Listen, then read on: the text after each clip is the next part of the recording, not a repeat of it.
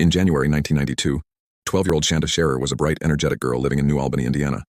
She had recently transferred to a new school where she made fast friends. One of those friendships, however, drew her into a dangerous love triangle that would have unthinkable consequences. Shanda had developed a close bond with another girl, Amanda Hevron. Amanda had previously been in a relationship with 16-year-old Melinda Lovelace. Melinda was not over Amanda and grew increasingly jealous when she learned that Shanda and Amanda were spending time together and passing notes. Melinda's jealousy soon turned into hatred.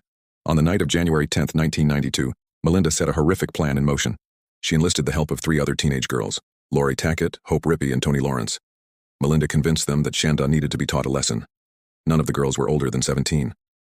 That night, the group drove to Shanda's house in a car borrowed by one of the girls. They arrived just after midnight and tricked Shanda into coming outside by pretending Amanda wanted to see her. Shanda hesitated, but eventually got into the car. The girls told her they were taking her to meet Amanda, but instead drove her across state lines into Kentucky. They brought Shanda to an abandoned building known as the Witch's Castle, a local site of urban legend. There, they began to terrorize her.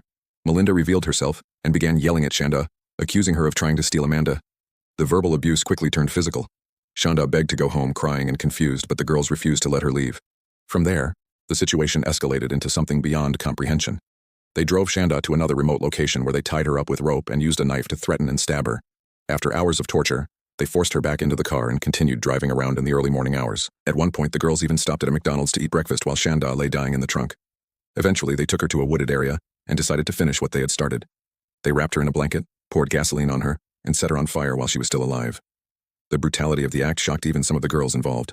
They later returned to the scene to ensure she was dead and set her body ablaze again. Shanda's burned remains were discovered the next morning by a man walking his dog. Her body was so badly burned that identification was difficult. Meanwhile, 2 of the girls, overwhelmed with guilt, confessed the details of the crime to a friend. That friend's parents contacted police, and within days all 4 girls were arrested. The investigation revealed a chilling lack of remorse from some of the girls. Police recovered letters and statements showing jealousy, obsession, and a desire for revenge. The brutality of the crime, coupled with the ages of the perpetrators and victim, made national headlines. Many questioned how young girls could be capable of such cruelty. All 4 girls were charged with murder. Because of their ages, none were eligible for the death penalty, but they were tried as adults. In separate trials and plea deals, they were sentenced to lengthy prison terms. Melinda Lovelace and Lori Tackett received 60-year sentences. Hope Rippey and Toni Lawrence, who had shown more remorse and played smaller roles, received lighter sentences. Over the years, some of the girls sought parole and rehabilitation. Toni Lawrence was released in 2000, Hope Rippey was released in 2006, Lori Tackett was released in 2018, Melinda Lovelace, the ringleader, was released in 2019 after serving over 25 years. Shanda's mother, Jackie Vaught, publicly struggled with forgiveness, but later founded an organization to support victims of violent crime. She made a surprising gesture years later by publicly forgiving Melinda Lovelace and even supporting her rehabilitation work with rescue dogs in prison.